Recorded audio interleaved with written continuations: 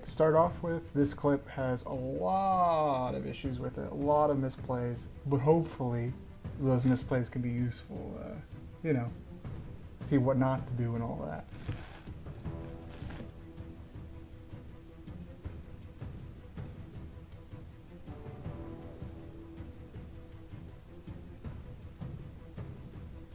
So at the beginning of the fight here, what we're looking for is we're looking for these fire AoEs that are going to spawn at each of the points of the triangles.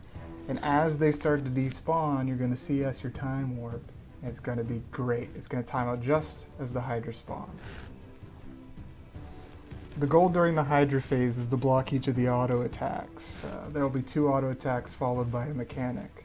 In the first set it'll be a Fire Breath, on the second set it'll be a CC. You've got your Blurred Frenzy, you've got your shield block, you've got all that good stuff to block it. So just make sure you have at least 2 of them off cooldown. And use your Signet to reset the shield block in between the platforms for extra safety. This will keep repeating until your lamp group is done. Once your lamp group is done, the boss will get stunned, you burn it down to 80%, and the elemental will do the rest for you.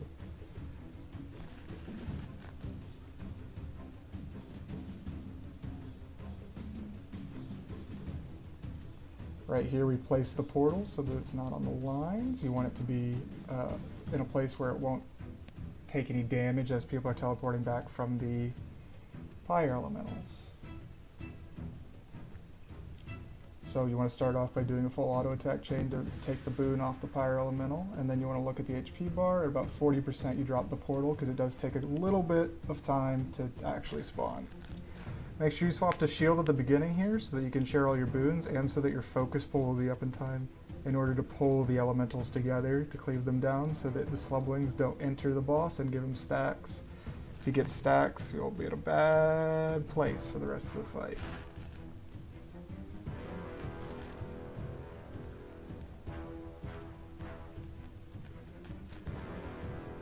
In this clip, the boss will phase before he does the CC attack, but if he doesn't, you'll want to spawn as many clones as you can so that you can strip the stability off of him and CC during the clone rip. So just press your sword 3 and auto attack and hope that it works out. If you stand in this exact spot here, rather than having the entire group stack in the middle of the platform, you can just have the Chrono stack there and the Reapers will go straight to the group. Works every time. Takes a little bit of practice, but once you have it, everything will be fine. For this rest of this phase, just sidestep the AoEs whenever a big circle AoE like that appears. Use your block. Make sure to reset your blocks with your Signet if you need them. And use Distortion if nothing's off cooldown.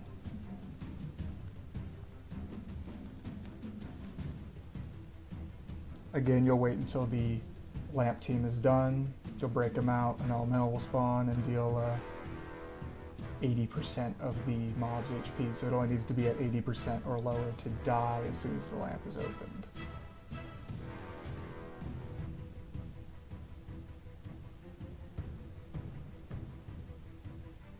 Just like last time, place the port so it's not on the line. This time they'll be going slightly rotated for the pyres. They rotate counterclockwise.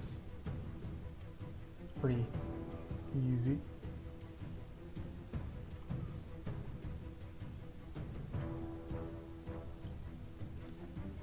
Just like last time, port them back.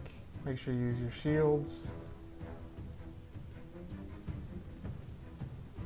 And you'll again want to swap back to focus to pull them, but this time you can only pull the 2 on the right. The one on the left will get caught on the lip of the platform, so either have your other Chrono pull that one or walk over to it and kill it yourself. Your damage isn't super important here. A lot of the damage should be by the DPS players.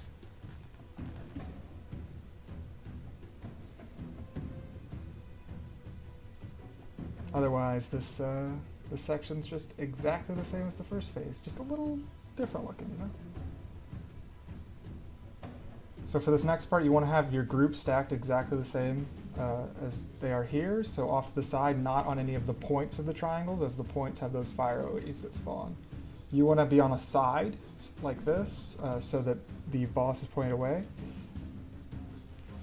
All of the sideways swipes from the boss here will knock you down, so make sure you avoid them. You can just sidestep the flame breath slightly so the boss rotates as little as possible. It's pretty straightforward.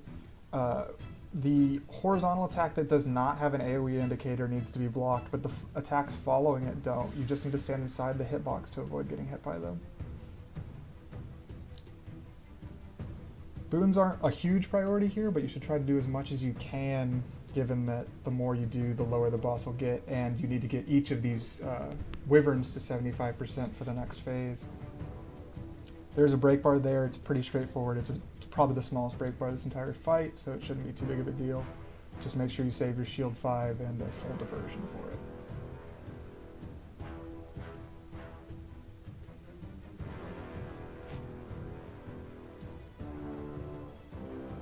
So now when the lamp finishes, Zamros will come out of the lamp and he will tank the wyvern that he is currently attacking. So once this gets to 75%, you just leave Patriarch. Zamros will do all of the work for you.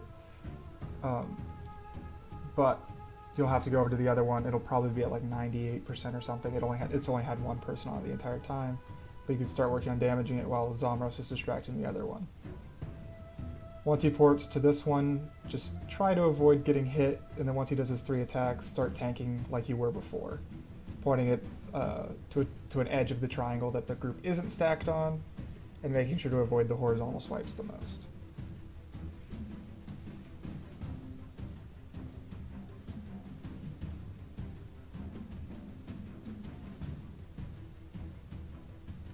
So this next section is probably the most interesting when it comes to porting. There are a lot of different ways to do this port, but in this clip I'll be showing you how to do the single port, no mimics. So the port I'll be placing here is the second port, which will be placed after the retaliation pyre is killed. And in the background there you can see Tweety place the first portal. The first portal brings us to a platform near the retaliation pyre, not the retaliation pyre itself. So it needs to be placed, the opening needs to be placed a little earlier so that we can move as quickly as possible after the platform spawns. So he places it now, we take it, we jump. Make sure you strip the pyre here just like normal, 3 auto attacks. Once it's at 40%, drop your portal, it'll put us right there in that triangle. Jump up, and just kill the boss. Pretty straightforward from here. He will teleport to the platform behind you at 17% or lower. But he will not teleport until all the platforms have despawned. I'll turn the camera here and you can see them despawn. But from now it's just a burn phase. And on the second platform there will be elementals that need to be pulled, but don't worry too much about them. You can just pull them to the back of the platform and their AI will sort of freak out and not do anything. But that's pretty much it. That's tanking Qadim. Now go do it. People don't do this fight a lot. I mean, like, people do this fight, but they don't tank it, you know? More people should tank this fight. It's easy.